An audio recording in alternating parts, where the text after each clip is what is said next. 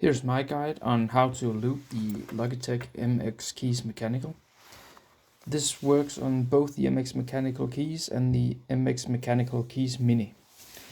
The ones I'm using here are both with brown switches, which I think Logitech calls tactile quiet.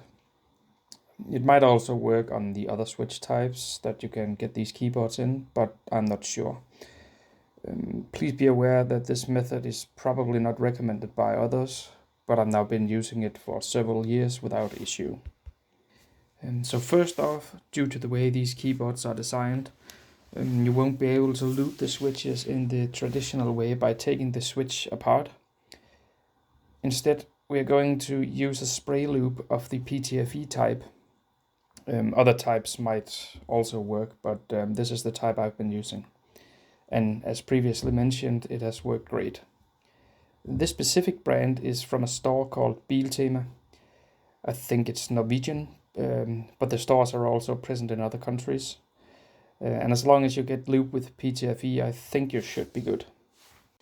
Before you begin taking the keycaps off, I recommend that you take a top-down picture of your keyboard. That way you can always refer to that when reapplying all the keycaps. To take the keycap off, find a small tool you can get in between the keyboard shell and the keycap. I'm sorry if it's looking a bit clunky, but I was recording with my other hand.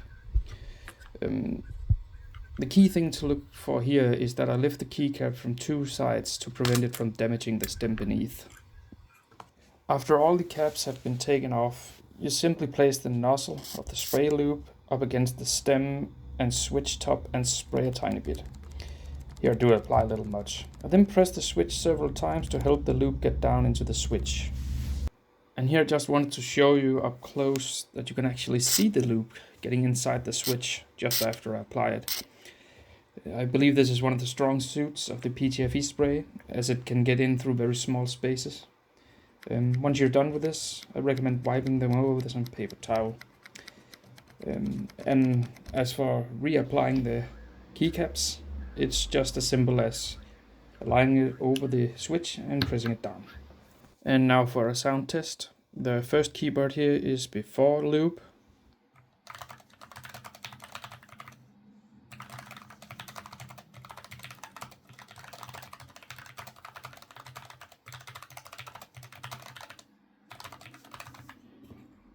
And then here we have the keyboard with lube.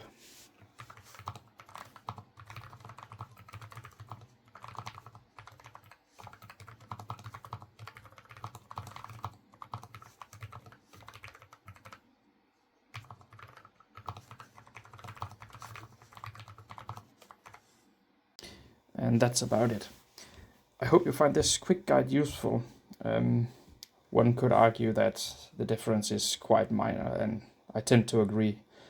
I don't think the keyboard sound is that bad before applying the lube, to be honest.